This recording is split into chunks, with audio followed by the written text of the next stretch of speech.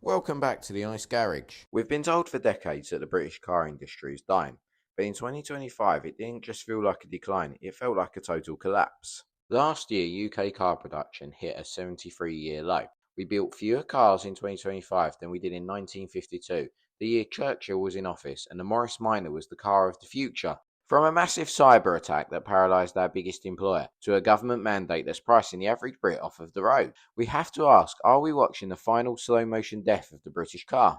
The crisis started where it hurts most, Jaguar Land Rover. In late 2025, JLR was hit by a catastrophic ransomware attack. It didn't just steal data, it froze the assembly lines for 6 straight weeks. Jaguar Land Rover's output plummeted by 22%.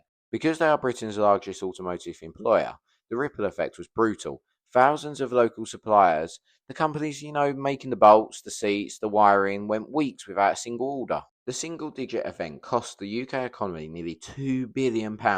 But while JLR was fighting off the hackers, other brands were simply packing their bags and leaving.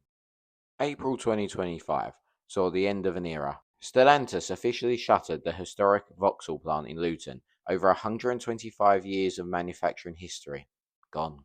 But why, you ask? It wasn't just the cost, it was the ZEF mandate.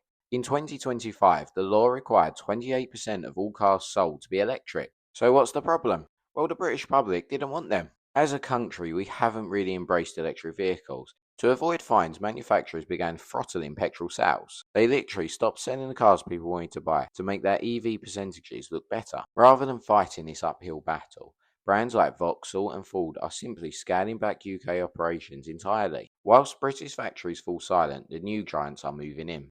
In 2025, Chinese brands like BYD and Armada hit a 10% market share in the UK. By December, Chinese-owned brands actually reached nearly 24% of the British market. They have a cost advantage we simply cannot match. While we struggle to build one EV in the Midlands, China is shipping thousands of tech-heavy affordable cars to our docks. The British car is becoming an endangered species. Soon, the only thing British about our cars will be the badge. So, is it all over for the British car industry? The industry our fathers knew is gone. What's left is a high-stakes gamble. And if Jaguar's all-electric rebrand fails, there is no plan B. If you want my honest advice, if you own one of the reliability kings, one of the cars that actually refuses to die, keep it.